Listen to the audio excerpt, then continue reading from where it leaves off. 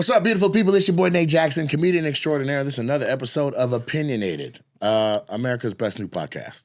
Let's just call it what it is. This is a top 10 podcast. If you're listening to it, if you're watching it, you're a better person for doing so. Now, I'm excited to have the guest that I have on today. This is arguably, and I would even say inarguably, one of the funniest females to ever grab a microphone. Now, some may see that or hear that and be like, dang, that's pretty flattering. But I have time in and time out and set after set and hour after hour of material watched this lady destroy rooms, different size rooms, different color rooms, different demographic rooms, different rooms in different time zones. This motherfucker is hilarious. Bona fide, top-notch, incredible with the funny. My guest today is Dominique. Nate. Huh? What's going on? Thank you, Nate. Man. That was a beautiful introduction, Nate. I try. But that was excellent. It's hard to introduce people that you don't like or like they body of work. And you're like, man, you know, I'm gonna make a good intro, but this is different, man. Yeah, You special. Thank you, Nate. You're actually special, and the whole world needs to know that. So where I can make it resound and I can amplify that, I'm gonna say that. But this is Dominique, y'all. Dominique is hella funny. And I appreciate that. Yes, hella Everybody funny. won't do that. That's so kind. Hella funny. And so I kick it off with the segment that I like to call The Roses, which is sponsored by The Roses clothing line, my collection, The Roses Collection. You can go to therosescollection.com or you can go on Instagram to Roses by Nate Jackson. But the roses are here. Get you some. Get some for your friend, get some for your man, get some for your enemy. Everybody deserves some roses. And the roses I'm going to give are to Dominique. Dominique, these roses are for you for being a rock. A rock in a sense of the consistency that you have maintained for years. Like, that motherfucker don't miss. That's she's the meme Thank you, of Nate. not missing. I'm You talking about about to this. make me cry in a minute. That's all I'm saying. Shit, I'm already wet. So whatever you got to do. All right, then. I'm saying it. No, but for real, like there's scenarios in which comics can have difficult sets, right? It could be rowdy. It could be small. It could be medium. It could be a different demo than you used to. But I've watched you go in and time out, and it don't matter. You coming out with a W. Big W, making big fans. Like you, listen, and here's another thing I want to give you some roses for. I had a point in the original club's lifetime where I was trying to make sure that we were able to stay open, everything was working. And one of my investors watched your special that came out with their mother. Wow. And they laughed so hard that they're like, man, can we get Dominique to the club? I said, have you looked at the website? Yeah. Dominique is next week. Absolutely. They came to the show and you tore their ass to smithereens with laughter. And unbeknownst to you, you bought the super funny comedy club franchise, the brand, some grace. Because if there was anybody like, man, where the money coming about? You know, restaurants don't make money for the first 5 years. Yeah, that's true. And we were breaking even, which is a combination of a lot of different things. Main thing being me sacrificing, but things like that when you don't understand the bump that it gives the entire business when somebody can come in and just smack their art and then it vicariously gives cushion to anyone that was already like, oh, man, I don't know what we doing, man. I don't know what's on the horizon because if said person was like, man, you know, I don't like, they could really mess up some shit. But just through you doing you and being a rock, man, you crushed in a way that it wasn't just about laughs. It was about the future of the entire brand. I can safely say that. I appreciate those are my Nate. roses that I want to make sure that you get. Thank you, and I receive them. Thank you so much. Now, and it's good to hear people say that stuff in honesty because I don't think none of that stuff about myself. That shit is crazy, huh? What do you mean? Because I always see where I can make improvement. I'm always trying to be better. I'm always trying to evolve. So it's like I don't never see that kind of stuff, Nate. I mean, I get it. I know they're laughing. Don't get me wrong. We're always Nate. working. Yeah, we always But working. you can't sit up there. You got amnesia. No, but I know they're laughing and stuff like that. But I always feel like I can get better. We can. Yeah, so I don't ever really look at We it. should Like always the be way you striving just to- described it, I don't ever look at it. I'm talking about what I've already seen. Who knows what you're saying now? Good Yeah. Lord. But I'll say this. If you don't know, Dominique was a finalist on season 9 of Last Comic Standing. Okay? And that is a show that arguably is already decided before people even get in front of a camera. So for her to get on, go into the finals, deep into the finals, and be shaking up shit and becoming, America's sweetheart, which is exactly what she did, is fantastic. So she's talking about something, I could always. And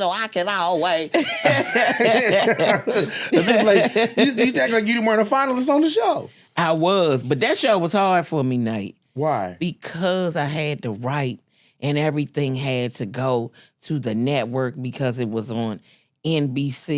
So I had to write to pass standards and practices. Ways and means. Ways and means, yes. And so I had to write everything down. And I was like, this shit driving me crazy. Because my mind don't operate like that. I mean, like, I know what I can say on network television. Right. They were like, no, we got to run it through them. And I was just like, okay. Yeah, I remember the first time. So it was really hard for me. I can't remember what network it was, but they were like, we need you to transcribe what you're going to say. That's exactly what they did. So I'm in the room. I'm like, and then when I tell a joke, like, sometimes I switch it up.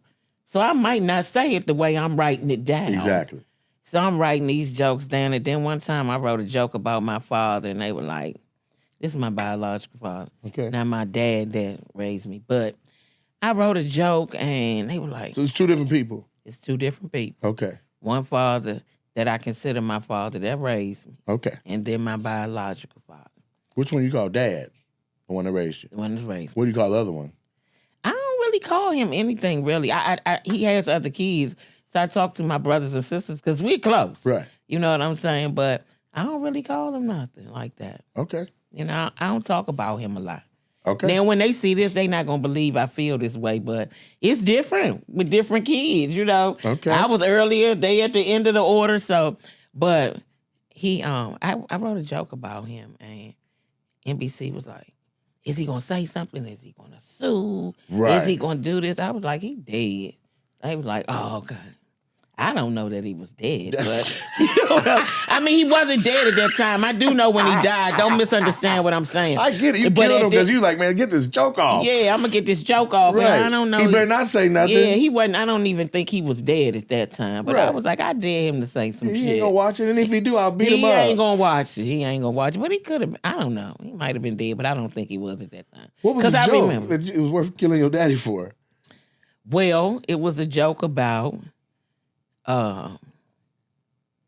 be careful, something about how you treat your children or something. Okay. It was a little bit of my pain, I guess. So it was about how you treat your children because you might need a kidney one day. Huh. Now you want to go through this order and see who blood match. Right. I'm not coming. You're not even for the match? No, I ain't coming for that. I got to save it for my dad that raised me.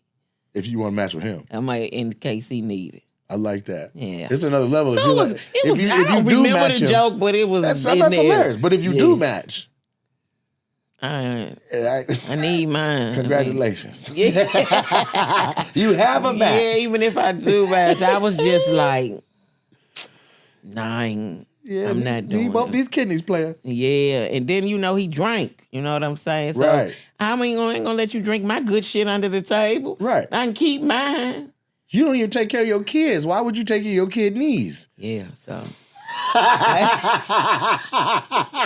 Anything with kid in it, you ain't doing right by. yeah. And I know that I know my little brother and sister gonna be like, what? It's all right. But I ain't never. They don't even know the joke. I don't think they even heard it. That's still hilarious. And so you got, you did it. They accepted it. You did. They the joke. accepted it. Yeah, they accepted it. And it worked. It worked. So I remember I had a brief conversation with Carlos Miller about it because he went deep into the finals. I think He on one of did. it was a different season, right? Yeah, Los went deep though. He did. But he said it was driving him crazy It because he was like, drive you I can't be crazy. myself. No. I want to just do me. And I don't want to quote him on something he may not have wanted to say, but he basically was saying like, he felt constrained the way that he writes and creates. He's like, I can't even get down the way I get down. Like It's hard to get down. they It's hard to get down on it. You got short time. It's very scripted. And it's almost like you on a jury Mm-hmm. and you just, when you on a jury and they have you, what do they call it? when you can't go home and all of those things. Jury duty. No, not jury duty. It's when they keep you overnight. It's just like the people on the OJ trial. They really don't want you to talk about this shit. Oh, yeah. You got to sign all the NDAs and keep it a hush. And who advanced? They sequester you. You get sequestered. Yeah, but that's what it feels like. Because you're at the hotel, you're in this little room, and you just like, you kind of like sequestered. You got to write all the jokes down. I appreciate the experience. Don't get me wrong. Okay. But, and I liked it. And I like when we went on tour. You can get loose on tour, so that wasn't a problem. But that was I didn't think the show was going to be that hard for me. But it was hard. Wow. That shit was hard. People don't know that side of it. They watch TV, they're voting for their person, or they fall in love with somebody. You don't know that the person is literally pulling their hair out, trying to just get through the next 5 minutes just to be under scrutiny. So you went on tour with the Last Comic Standing tour, and then that was fun. That was fun. What's something that happened out there that what was happening where in the moment you were like, this shit fun? That shit, first we went on a bus. I like that. I mean, we sleeping on the bus because we doing back-to-back cities. Right. But one thing I liked about that tour night, like I play PlayStation and stuff. I used to. I did, but the guys on there, they didn't know I was that cold on them sticks. Playing what game? NBA. 2K? 2K. For whatever year that was. What?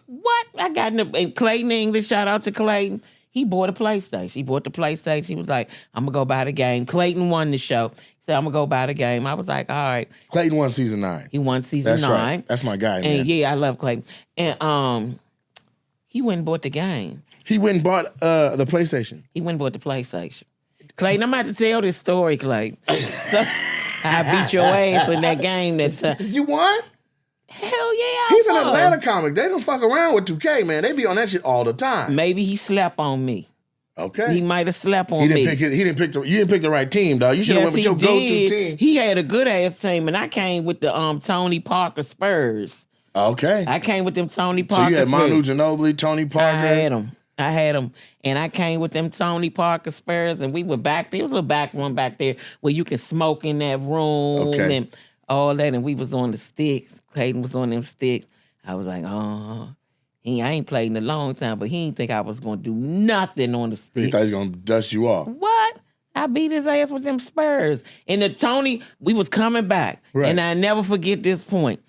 I had Tony Parker. I guess he hit about a 10-footer. On the game, that said, whoop. I said, here we go. You know when they say that? Whoop. Yeah, he heating up. He heating up now. And Clayton, I know he was like, hey, what the hell? Yeah, he came back, though. I ain't win all of them now. Okay. No, he came back. He adjusted his game. Oh, okay. Because he came back. But we battled back and forth. And there was another guy on there, guy named Michael Palisak. Okay. Yeah, he was really good, too. He beat me, but he ain't beat me but by 2. I'm a big basketball fan. I did not know that. Yes, and a huge... So who's your favorite 3 players of all time?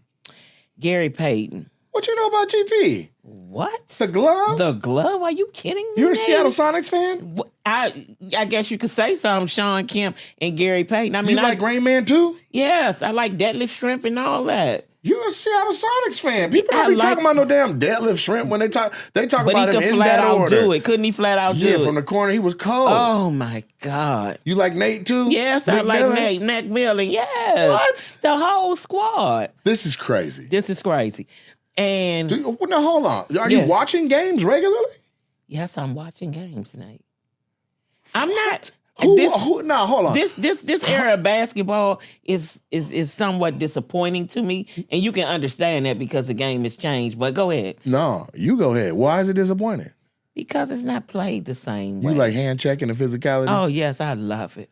I like you to get punched in the face every once in a while. So you like the Pistons? I love the Pistons, but I was rooting for the Lakers. Okay. Because I like the Showtime Lakers. But I respected the Pistons. What do you think about the Lakers this year? You think they're going to get the chip? I doubt it. Really? Yeah. Our superstar has aged. We were talking about... I doubt it. We were talking about this in the airport earlier. We were on our layover in Dallas, and Keela hooped for the University of Arkansas. So she has a high basketball acumen, too. Yeah, because she watched a lot of basketball while she was at that school from the bench. So my point is she said that she thinks that the Lakers have a real chance because She thinks the NBA wants to push the storyline of Bronny and Bron. Now they have a chance in that respect. Okay. As it pertains to be, I understand what he was And saying. Luka. And Luka. I'm kind of on the fence with Luka. Okay. In the big game, especially since last year. You think he may struggle with a lot of attention on him? I think, you know what I saw in him last year? And if I'm looking at it correctly, I didn't like how he wasn't, to be the superstar that he was, I didn't like how he wasn't able to get off like he should have. Even if I don't care. They weren't double teaming him. You let people lock you down. One-on-one. One-on-one. Mm-hmm. And that exposed him, if you will, to me. But he also, it looked like he was losing interest in playing in Dallas. He had put on, 40 pounds? He was chilling, drinking beer on camera in the locker room. I don't care. Once you suit up, your ass suited up. What did Kobe Bryant say? When they asked him, I don't know, he had some nick and ping or something. Mm-hmm. What did Kobe Bryant say? He said something like a little kid saves up all year long to see him play once, and he don't want to have an off night in front of him. But he said that, but he also said, Nate, it's a difference between being injured and hurt. He said, and you can play injured if you got it in you. Right. Now, if you hurt, sit your ass down. Get better. Get better. Right. So Luka was out there drinking beers, or he was gaining weight. I don't care. But I'm just telling you, he got on the floor. So he's responsible for what happened to him on the floor. Okay. You know what I mean? So if you're concerned about the Lakers, who do you like? I don't know who I like right now. I just had Memphis yesterday. We just got back from Memphis, and that whole city is convinced that if Ja can get over his ankle problems, that Memphis is going to win everything. I think it's going to take more games for him to get over his ankle problems. He got to run on it. He got to run and jump. He came in limping, too. Yeah, he limping. He limped out the last game.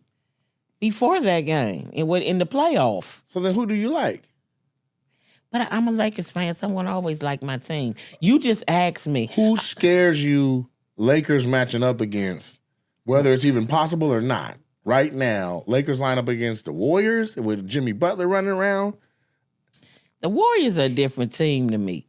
Because one thing about the Warriors, you think Steph and Draymond and all them guys, but then they get to having these sparks of nostalgia and to run your ass out the gym. Right. You be talking about Steph ain't hitting nothing, and all of a sudden, whoop. She's heating up. Oh, my God, he's heating up, Nate. So you can never say with the Warriors. Right. But greatest shooter ever. So then how do you count them out? You can never count them out. And they know how to win. They got championship pedigree. So we have a team that knows how to win. That's going to be hard, too. But I don't think anybody can beat OKC, Nate. What do you think? You like the boy with the shiny face? Who's the shiny face boy? He got I don't know his name. His face is real shiny. But you talking about the star? You talking about... What's his name? Gildas Alexander? Shay. Yeah. Yeah, you call him shiny face. Well, he look like he go like that with a bunch of Vaseline and then come into the plate. Wow, like okay, that. when you see him next, you be like, his face do be shiny. Okay, I'm gonna look at it. Can't nobody guard him. Nobody. At all? At all. Dennis Rodman in his peak. Oh, well, hell yeah, because he can knock him over. Okay, then. You know what I'm saying? I'm talking about with all these extra flagrant fouls and stuff. You can't guard him. You can't, so. This is amazing to me. Yeah, in this league, I don't think anybody can beat OKC. So you think they got it? If they remain healthy, who you see gonna beat them? What about where Russell is now? Who? Russell. Denver? Yeah. No, hell no. They got fired their coach. They fired him. They fired Mike Malone. They fired Mike Malone their ass might not last week and shit. They might not get out the first round. Okay. Because sometimes karma get your ass too. I don't care what nobody say. But what if that's the karma for what he'd already did? I don't know what he did, but I know he was a good coach. And this is what I was told. I wasn't there, but if it had anything to do with people not liking his his coaching style and all that, that's childish shit to me. Y'all grown men. Like it's like the players going against the coach? Yeah, they didn't really care for him and the way he coached or whatever. So there's a coup? They got him up out of there? I think it was a coup. I don't know. I always say this. I wasn't in the locker room. Right. I'm not on the inside, but from what someone explained to me, I don't know if they told. I feel like all we got to do is be patient because all these hoopers got podcasts now. and there's gonna be a tell-all episode where somebody say what it was. Tell it. Yeah. Yeah, and then you gonna know what it is. Because right now you taking up for Mike Malone. Right now I am, but that's only because of what I heard. And they say Mike Malone called somebody a monkey. Then shit, he got. That's not real. Well, Paul, I'm just saying. When did he say it? He ain't just say it. If he just walked in the, no, he ain't just say. He walked in the locker room. He was like, "All you ass monkeys need to get up." Yeah. Well, then they should have whooped his ass. Then. I'm just saying, if they should have told the front office we beating his ass. Yeah. But on All the Smoke, that's what Maxwell said. What he say? Something about I don't know. I ain't gonna repeat it because I can't remember. It might be a different story. It ain't got to be right. It's got to be close. Some coaches or some came and some monkeys or something was saying that Maxwell said he was in there. Something. What the fuck are y'all talking about? I like that they added Maxwell to All the Smoke. Man, when they added Maxwell, and don't get me wrong, I love Matt Barnes. Okay. And I love Stack. I really, really do. But when they added Maxwell, I said this shit is on and popping because he's hilarious. Not only that, you're not just like telling stories about history and everybody get to say it their way. Maxwell is like, nigga, I was there, and that ain't what happened. He was there, and he keep it real enough to say, well, Elijah want to slap the shit out of him. He said it's like that motherfucker scrape his hands on concrete. He said, what he rub his hands on. So then Stack says, yeah, nigga that big, you gotta get your tools out. You're motherfucking right. I tore that goddamn locker room up. Baby. Man, they elevated that show quick. They elevated that show. They said, we're listening to the viewers and y'all want Maxwell? Oh Maxwell is on this show. Yes, because he gonna call it like it is. And he with that real voice and that real experience. What did he tell Michael Jordan? He said, I told him, motherfucker, don't touch me. Right. All up in his spinning and flying in the air. Right. Put your hands on me. Said, all I saw was that nigga's feet for 90 minutes. Just flying all over the goddamn All the place. Smoke is a great podcast. That's amazing. It's great. So yeah, man, they're doing their thing. So I don't want to say blown away, but I am definitely mind blown, maybe? You couldn't believe it, could you? It's one thing to be like, man, I'm good on the sticks, right? Like, because there's people who... everybody knows somebody who could pick up a Street Fighter game and mash a button and beat everybody in the room. Be like, come on, man, just beginner's luck. Yeah. But you're not out here beating Clayton English off beginner's luck. You're not out here calling Steven Jackson Stack and not knowing what you're talking about. Yeah, I love Steven Jackson because he was one of the ones. Steven Jackson slapped the taste out your ass right in the live game. Right. I like players like that. Okay. I like that era of basketball. I like the era of basketball when there was That's a why big you like man. Gary Payton. Oh, I love Gary Payton. I heard Gary Payton from the TV tell some player, y'all need to call a timeout because I'm going to tear your ass up. Straight up. That's my type of player right there. Yeah. There ain't nothing wrong with a little chitter chatter. All this running through the lane and all this shit they do now. Rick Mahorn and them people, Bill Lambie and the likes of those people, they wasn't having nothing. You getting clothesline. You gonna get clothesline. We'll take this foul, but I bet you don't come in here again. But like you that. will not run up in there aimlessly again. Right. Now, this do you coach basketball? Goddamn. I don't. I think I'm gonna coach a little team one little day. Kids? Yeah, some little kids. A lady league? A lady league. Because, hey, I'm big on the WNBA as well. Because if you ask me, the WNBA game better than the NBA game. What? Because they got better snacks? The way they play the game. A lot more passing. Yeah, and I heard, and when you talk to men about it, sometimes they feel, ain't no dunking. I don't care. The men's game is just, I look at it because I love the game. Okay. But it's just, the women play the game the right way. They got all the components. They still got a big lady in the middle. Yeah. And they out there hooping. You just got to watch it. I can't wait for the WNBA to start. Off the chain. Check it out, Nate. We should go to a game together. Let's go. We can get some tickets at the gas station, $8 when you fill your tank. And then we'll Nate, head down to... don't do that. What don't do that. $8 and don't do that, Nate. If you fill your tank. If you fill your... Don't do it, Nate. It's 2 tickets, $8 and a hot dog. Yeah, you got to watch the game. They be out there killing it. I need some alley-oops and some dunking. Now, they do be making some amazing layups where I'm like, I didn't even know that was an angle you could take to make a layup. Well, it's a young lady that just got drafted named Dominique. I think her last name is Manillo. She dunks. Regularly. In game. Effortlessly. Okay, well, and there's another girl, Ego. Yeah. She dunks. Yeah. So I think it just comes with the evolution of it. These girls can get up. But do you think there's any validity to what Shaq said when he said lower the rim a foot? So that now everybody's dunking? I don't think that. One of the issues I felt like was the problem when I first started. I think they just need to use the regulation ball. I don't know why they feel like the women can't play. Their ball, I think, is smaller. Is it? I believe it is. And to me, it's more bouncy. So I think sometimes it's more bouncy. I don't even know why they don't use the regulation ball because they grew up playing with the regulation ball when they was out there beating people's asses. Right. And most of the time, it was dudes. Where is this, let's call it eye of the tiger. You got the eye of the tiger for basketball, but in stand-up, while hilarious, you not like overly aggressive to be like, nigga, give me the motherfucking mic. Nigga, I'm going to the whole Moses Malone style.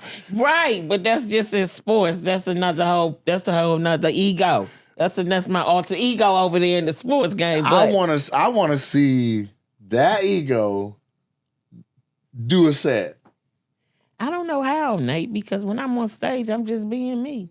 You still you. You're not somebody else. But I mean, when I talk about sports, I got a little more of this. That's what I want to see. And then I'm a real shit talker when I'm looking at sports. Are you? Oh, I be talking big shit, texting and everything. What? And don't let your team lose. I'm going to light your ass. You calling people? I'm texting. They won't even answer the phone. They will tell me right now, I can't call, they won't. Don't let your team lose because the whole time they getting their ass whooped. Text messages I'm going to be texting, laughing emojis, and I'm going to be saying, this shit look like it's over. Damn. Did y'all even look at any film? I mean, like, what really?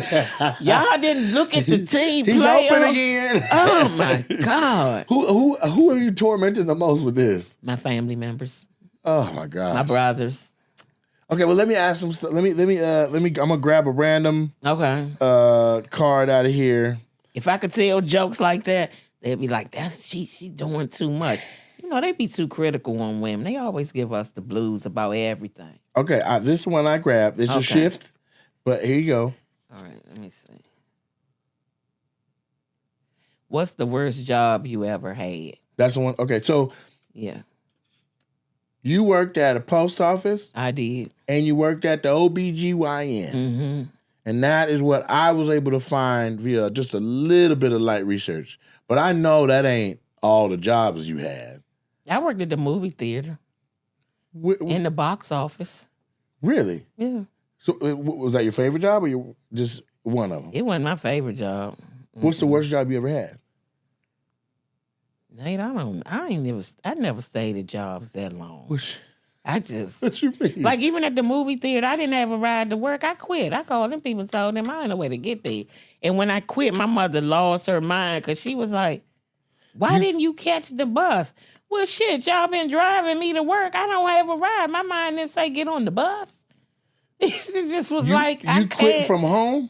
I called and said, I cannot make it today. I don't have a ride. And they said, okay, we'll see you tomorrow.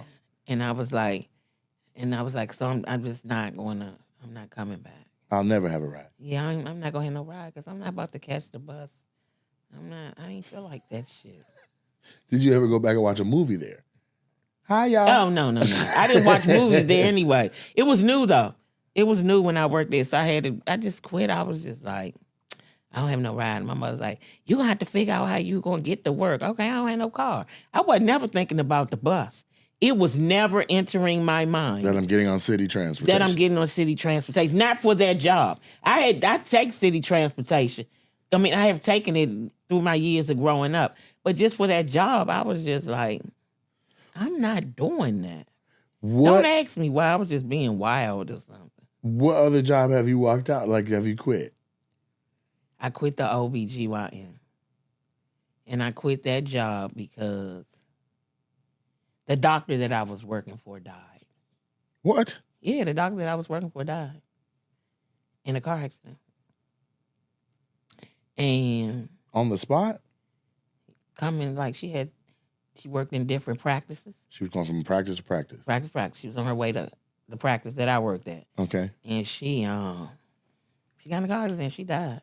And the new doctor I was working for, she dead now, but that bitch got on my nerves. I was like, and at that point,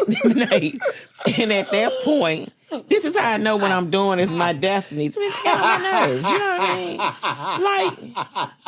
Like Nate, you know. She the Dominique. Nate, seriously. She dead now, but she got on my goddamn nerves. It's crazy. Nate, because it's like she didn't respect the fact that we were grieving. You know what I'm saying? She took over our patients. Because, of course, we have OBGYN. Oh, the new doctor came in after the other one passed. Yes, and they were friends. But when you work at a OBGYN, you have patients that are pregnant. Okay. So they have to have continual care. So you have to have a doctor replace them. So I knew who she was. Okay. But I wasn't working for her. Because my doctor my doctor was living at that time. I knew they were friends, let me say that. And she was like... We went over there and I'm working for her and we grieving and shit like our doctor just been dead and she in there talking. I was like, this is wrong. No. I was like, this shit wrong. This bitch getting on my nerves. But this the part of the story. In that process, I had begun to do stand-up. And I had been doing stand-up. This is when you went down to the Comedy Connection. It's when I went down to the Comedy Connection. And all of this. Uh-huh. And I wasn't getting a lot of laughs, but I was getting enough laughs to say, well, damn. I got something. It's something going on here. And I had been going and they like me. And, you know, I was going to people and it's not a lot of women. So it's not a lot of women. So when they wanted somebody, you know, can you do this room? Can you do that room? And I was like, okay, I'll do it. And then one day I was just like, she walked through the break room. I was like, fuck this bitch. You know, that's what my mind said. When she walked through there, I was like, fuck her. You know what I mean? Like, How did you quit, though? You just walked out? I never came back to work. And one of the women that I worked with, she was still there. I was like, I'm sending my unemployment papers. Take her stamp and stamp it. Damn. So I can get my, she said, I got you. I said, look for them in the mail because they coming. I ain't never go back. But you got you a holding deal out of there. Yeah, I ain't never go back. I got my unemployment, and I just started doing stand-up. Okay. And I guess the rest is history. I'm sitting here with the great Nate Jackson. You did. The great Nate Jackson? The great Nate Jackson. What? Yes, you great at what you do. Hey, man, I'll take it. The great Nate Jackson. I'll take that moniker, but I mean, I am so impressed with what you have done that calling me great is wild as hell. But here, just pull one more of these. Okay. We do one more question, and we're going to slide. But I want to know what... I don't know what you're pulling now. These are at random. Who are your heroes in real life? Who are your heroes in real life? Mm-hmm. Your mama. My mother. Who's Hattie? My grandmother. Hattie Clee? Hattie Clee. Okay, because that's your LLC. If it ain't too much to say, but that's how I know. No, Hattie that's Clee. fine. That's my S-Corp. That's my S-Corp.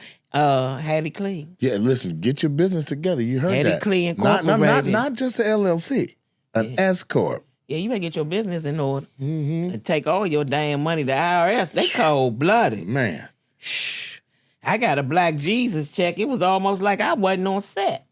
And you did hella seasons. I did that, but before I had my business in order, them taxes. You had to pay you direct? Yeah, just before I was up on game. Oh, man. And they passed out checks. I was like, what's this? No. Pull up the contract, because this is wrong. Right. They took all my money. Damn. Took it all. I was like, well, damn, I got to step my business up. Well, here's what I want to know. This just popped in my mind right now, and this is what I want to know. Because you are one of few comedians, even though there's a lot of comics that did what I'm about to talk about, but you're one of the few comedians that I know personally that was literally a part of the Chappelle Show. Now, I've done shows where there are huge personalities that are part of, like the Young Rock literally was Dwayne "The Rock" Johnson's life. Yeah. We met via Zoom. We did our table reads and all that, but we didn't he probably to this day may know like, oh, that's Nate Jackson, or he might just be like, yeah, that kid did a good job playing JYD. Do you know Dave? You DC, he DC.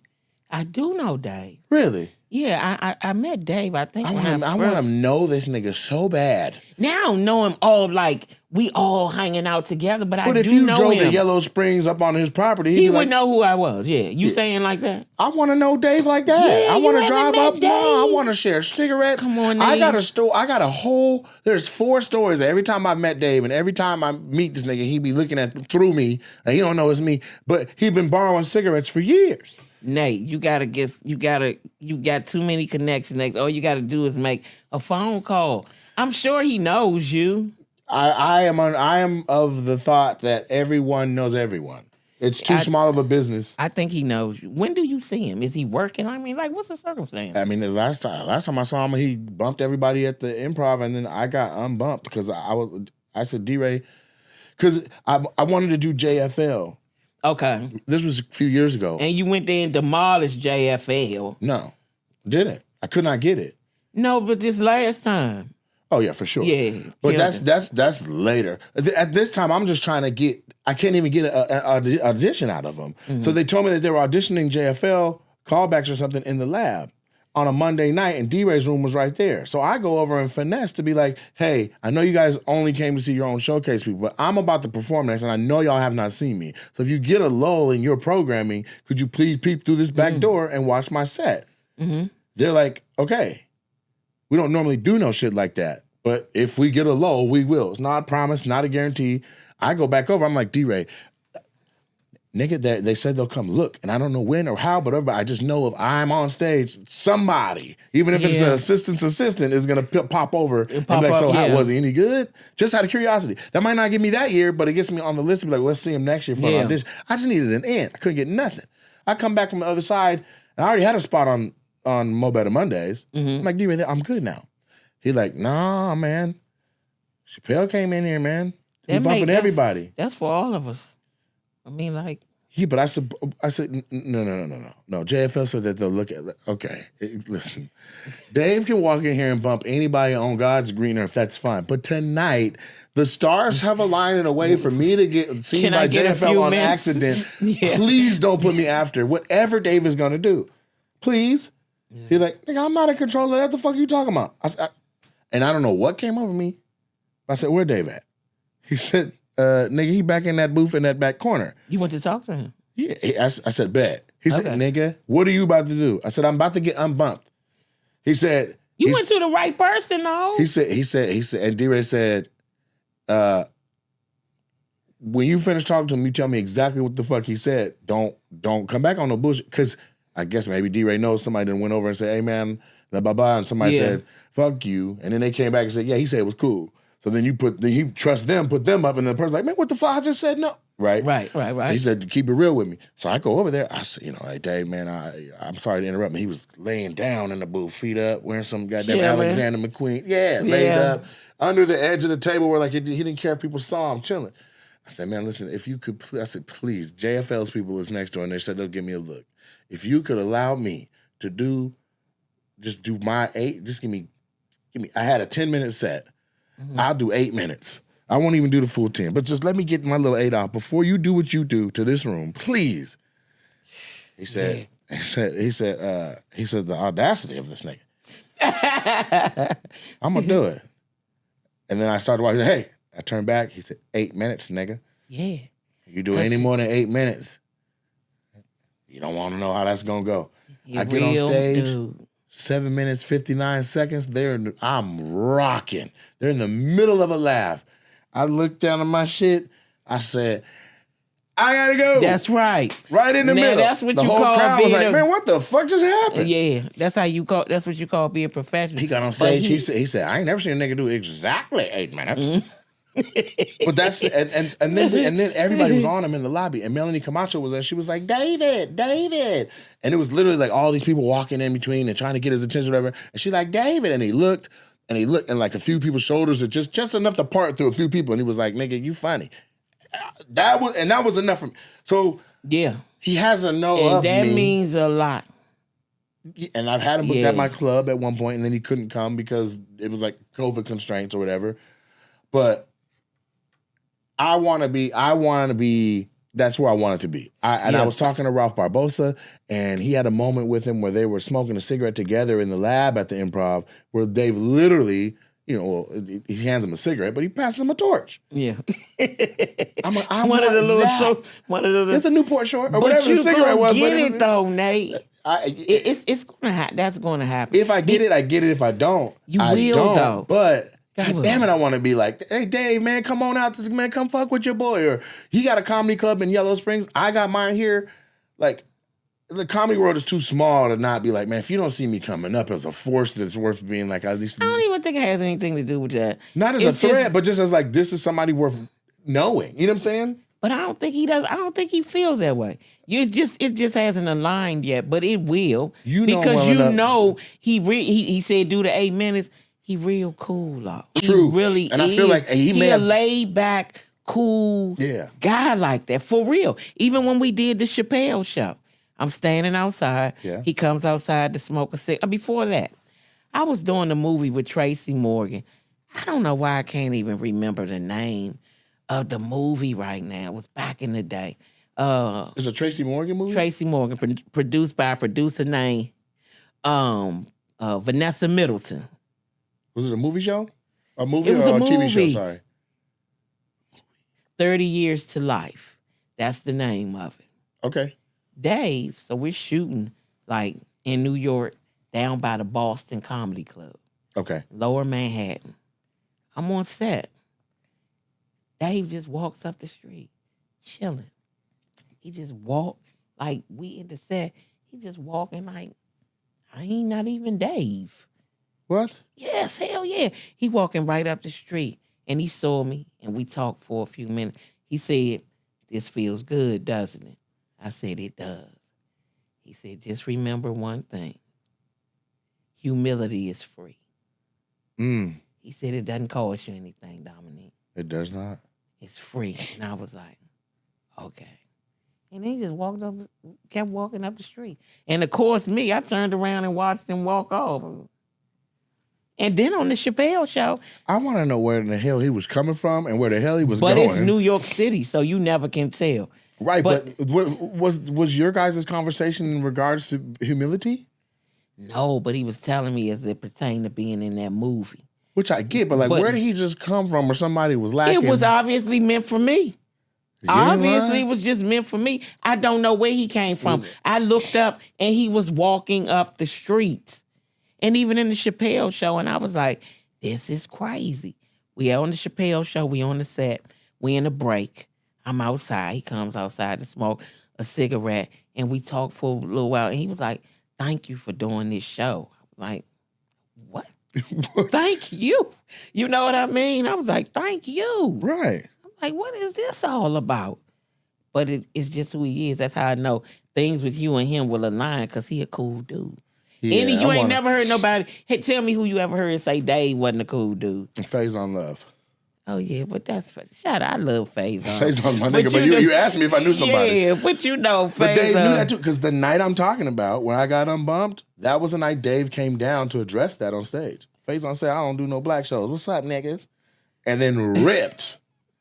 I love Faison. One thing I can't say about Faison, he showed me love too. But we always know Faison, he'll say some wild shit. Yeah, Faison, that's just who he is, though. Faison he calls himself keeping it a buck. Faison's I'm not a blood, but if Faison's an OG to me, man, he my OG that's too. my guy. Hell yeah, I love Faison. I used to feature for Faison. Faison and I, we chop it up about like, man.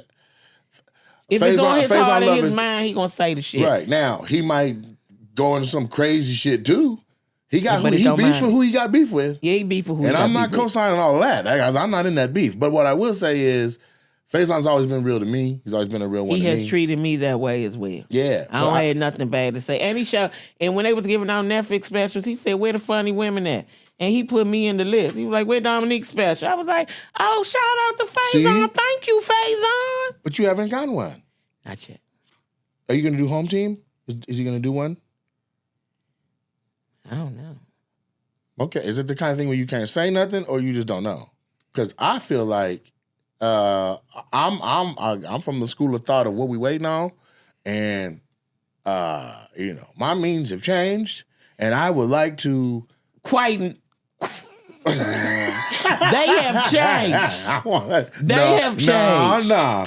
But I'm saying we got the capability to shoot. I mean, even this right now, we're shooting this podcast on Sony FX30s. Yes, we are. This was a dream for me at one point to have one of these. There's 3. One is being repaired, and we're about to not use these to shoot the pod no more. We're about to shoot the pod on, see these gray ones over here, these PTZ cameras? That's a camera.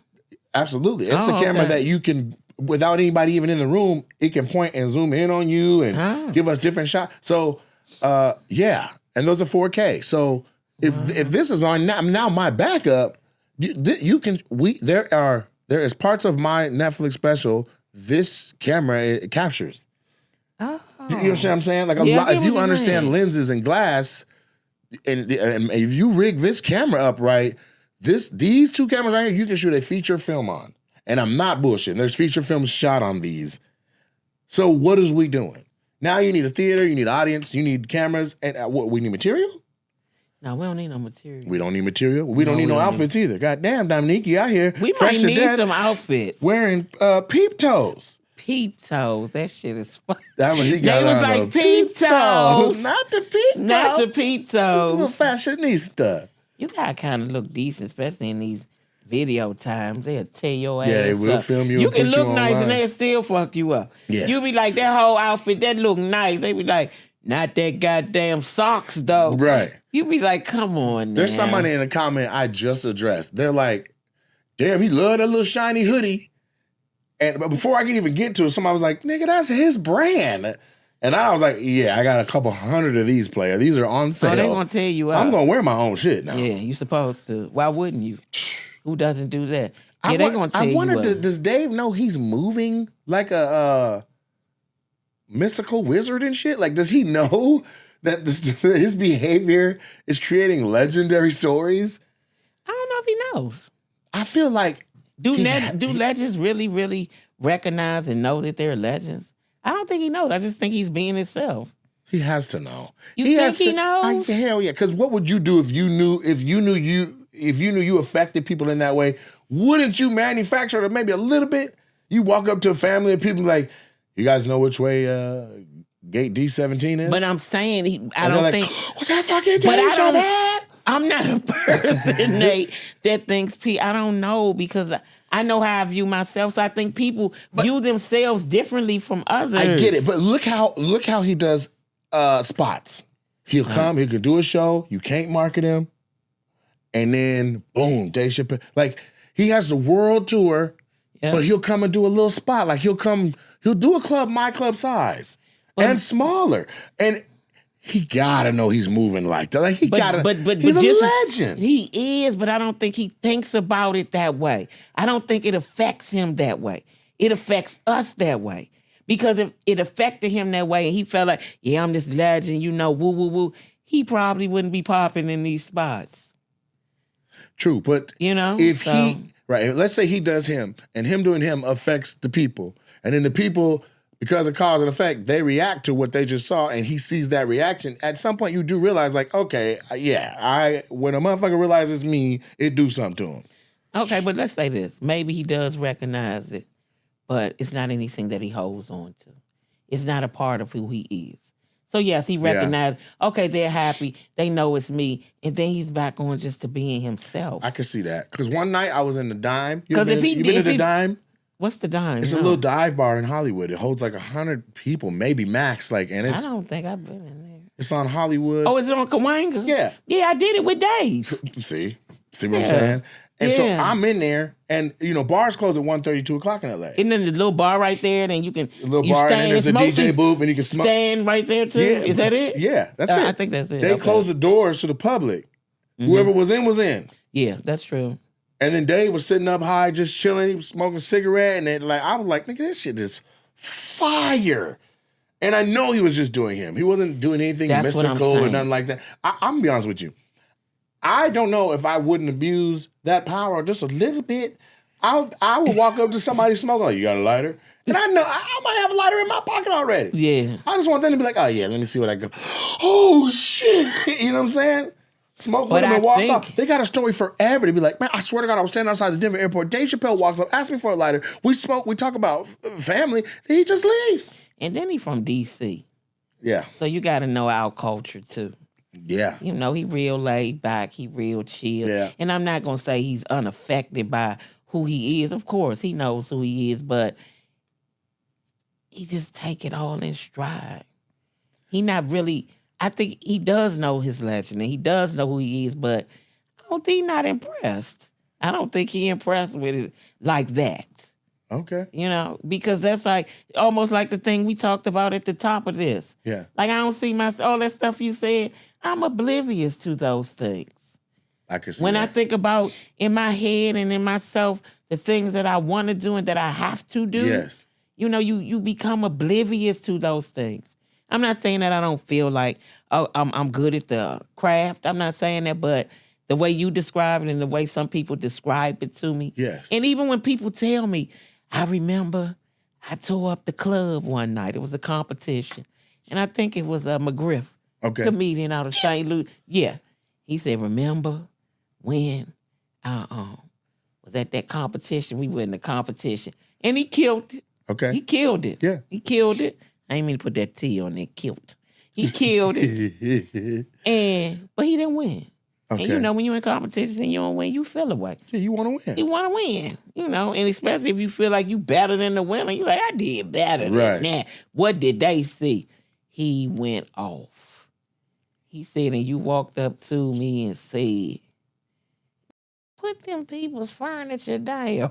He was He throwing was throwing them people's. He went off. He was tearing the room up. He said, you said, put them people's furniture down. For these people start thinking you crazy. Right. You ain't going to get booked nowhere. That affected him and that meant something to him.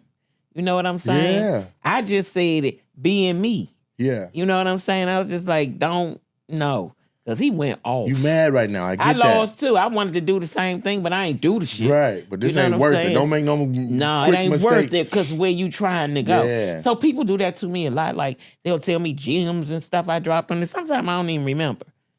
You know what I'm saying? And then I'll have a lot of comics. I had one comic. I just think it's just the way you view yourself. I don't think Dave impressed like that. And we know who he is and we know how great he is. So this is what I think. I agree, but I'm going to take straight from what you just said. When you said, and Dave's from D.C., and we just be cool and we chill like we that. We laid back kind of people like that. Yes, but I'll say this. We got some wild banshees, but... But you doing the same thing. You got the epic touch. Because McGriff pulled you to the side to tell you a moment when you were a voice of reason in the middle of his storm that he won't forget. You do the same shit. But you already moving like the legend you are. Why you saying you don't think that? That's what I'm saying. Y'all and DC Comics, y'all know. I did a gig with Tommy Davidson at the Parlor. They have a bathroom at the club for the comics, and Tommy was like, I don't want to use that bathroom. I'm the same. He want to walk across the street. He want to see the people outside. He want to interact, and people are like, oh shit, Tommy Cat. Yeah, but sometimes I don't want to use the bathroom. I go way back to my hotel. I'm like, I'm not using it. I can't put my shit gonna be dragging on the floor and shit. I gotta work in these clothes after I pee. You know what I mean? I'm going to my room where I can lay my pants on my bed. I'm not doing that. But we just, we just chill like that. But I think it helps you, not to. I don't think you're supposed to believe your own hype, or if that's the right word. It goes back to what Dave walked up to you and said when you were on the set of Black Jesus. 30 years to life. With Tracy Morgan. He said humility is free. It don't cost you nothing. And until people meet you, they think you a certain way. People meet you. They assume you're going to be. Yeah. People assume that about me, and I'm like, even the managers at the clubs, Nate, they like, you just so easy. And I'm like, why am I easy? Like, you don't eat. You don't want nothing to drink. Yeah, I'm the same way. My rider is like a black towel and a water. Like, I don't need nothing. I don't need nothing. I don't have no whole bunch of people drinking up y'all top shelf liquor. Yeah. I don't want to get paid in chicken wings. Right. Keep my shit separate. Pay me everything I Everything we discussed and we agreed to. No, I don't want to see nothing on no expense sheet that I didn't do it. They like, you so easy. And I ain't, I don't be all hype like that. I mean, it's work, though. It's leisure. What we do is it has a leisure atmosphere. Fun. It's fun, but we still here to work. Yeah. And I know blacks don't crack, but I ain't young as now. I might appear to be. So I'm chilling. How you feel? I feel great. Well, then that's what matters. That's all that matters. I feel great. That's all that matters. But I'm just, like I'm saying, I'm just older now, so some of the stuff I be like. I met Cheryl Underwood was here. So Cheryl was going around to some spot.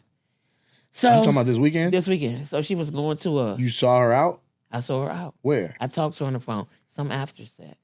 Mm-hmm. I saw her over there. And she said, come over. I just went over to speak or come to the little set. I said, okay, yeah, I'll come over there and chit-chat with you. And I was... At the other comedy club? No, it was... She was somewhere else? It was somewhere else. Okay. Somewhere like... I don't know. It looked... I can't even think what the name of it. Was it a restaurant? They sold food, but it was... People seemed like people partying or something, too. The Elks.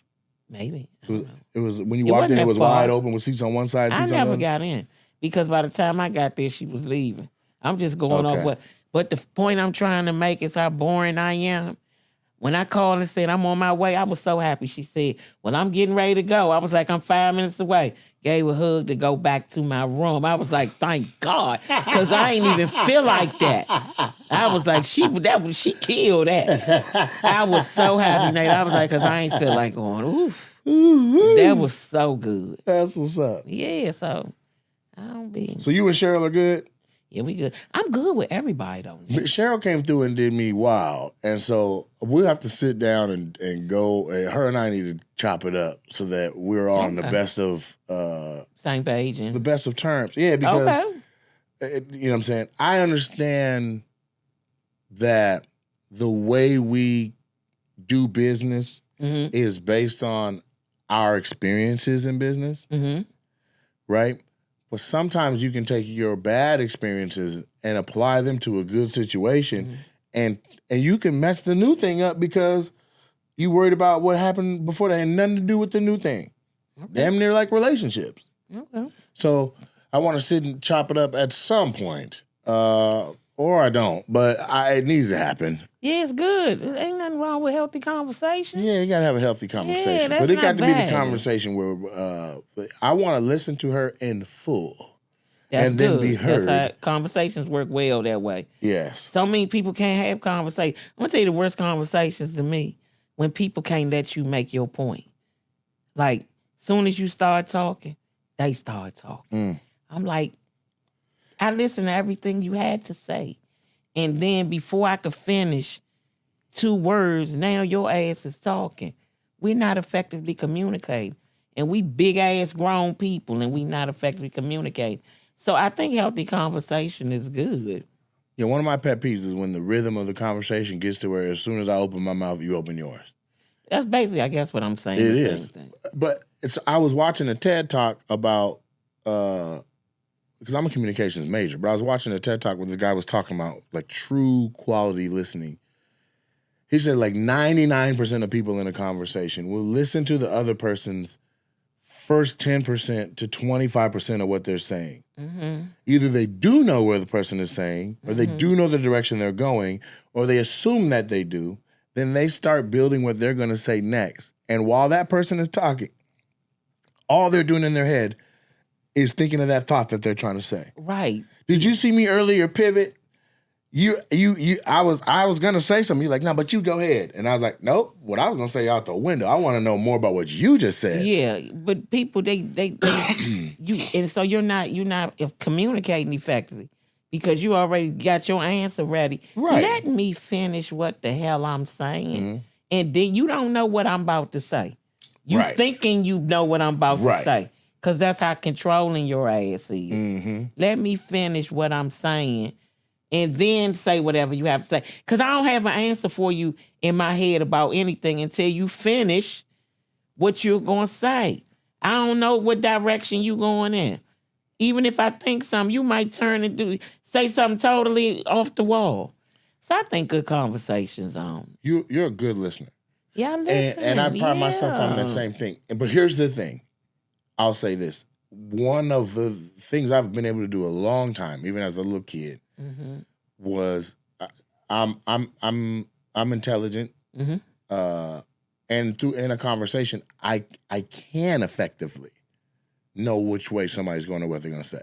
A lot of times before we even talk, I have gone through every logical strain and I've overthought it. See, I don't be doing none of that. No, I do that. And so, but this is the thing. So what he was saying in the TED Talk that really stuck out to me was like, even if you do that, true listening is having enough respect for who you're talking to patiently sit, even though you have the point, even though you have the checkmate in your hand. The next thing is patiently sit and let them get that thing out.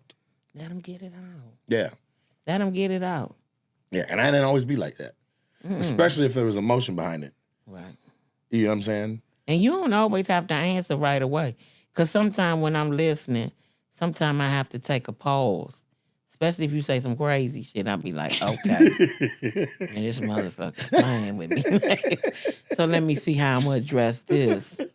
Very diplomatically. Because I want to scream the shit I'm about to say right now. But I'm going to sit here and say, okay. This is what I think. Yeah, because you ain't about to be. But I don't mind listening. I hear you all the way out. You strike me as the type of person that while this is what I do know. What? Before the conversation start, I know your character, so I already know if you full of shit or not already. Right. But so I'm going to listen. I'm going to be like, okay, maybe it's Easter. Maybe it might come from, it's Resurrection Sunday. Maybe you might come from somewhere different. Right. I'll give you a chance because you may come from a different place. But you I need will to do a listen scene where you could just be listening to somebody and you know they saying some bullshit. And the viewer of the scene knows they're saying some bullshit. And you sitting there actively listening. And it pans down to you loading a revolver. You kidding me. This is some kind of joke. I thought I told jokes. Oh, so, man. yeah, I do listen. I don't mind. I hear you out. Some people don't like you to listen, though. You can tell when people don't like you to listen because they say, you listening to me? Yeah, I ain't saying shit. What you think? Yeah. I'm looking you right in your eyes. Yeah. They be uncomfortable with that silence. People don't like silence. And it works that way on stage, too. Some comics, if it get too quiet, they get to losing. They'll lose it. Yeah. That silence, they be like, oh, they staring at me now. Right. I got to fill this space with something. I got to say something. Yeah. And then it usually be some bullshit anyway. Bogus. That's so DC. That's bogus. It's bogus. Well, look, listen. Speaking of listening, y'all need to listen to Dominique tell you where she's going to be at next, where you can catch her, where she'll be live, where you can catch her online. Tell them where you're going to be. Look right down the pipe of that camera and talk to them people. Okay, so May the 2nd through the 3rd, I'll be in Cincinnati at the Cincinnati Funny Bone. Mother's Day weekend, May the 9th through the 10th, I'll be at the Hartford Funny Bone in Hartford, Connecticut. And May the 24th through the 25th, I'll be at the Tampa Improv. It might be the Funny Bone because some of the names have changed. So it might be the Funny Bone, but you know what I'm kind of talking Tampa's about. a Funny Bone now. Tampa the Funny Bone. Okay, so all Funny Bones. I'll be at the Tampa Funny Bone then. And then, I was getting ready. I don't even remember that one, so I can't say it. I just pulled mine out. Yeah, I can't even really say. Come check me out. Come get your laugh on with me. We're going to have a good time. Have some drinks. Eat some wings. It's going to be fun. So I'll say this. I want you guys to follow my stuff too. Yeah. Follow Mr. Nate Jackson on social media. Make sure you subscribe to the podcast, OpinioNated. There's so much more great stuff coming out of this. We are now at All Things Comedy, and I'm excited about that, and we're becoming much more consistent with wonderful content. Make sure you follow Dominique on social media. I'll be Friday, April 25th. Oh, go ahead. It's at Dominique.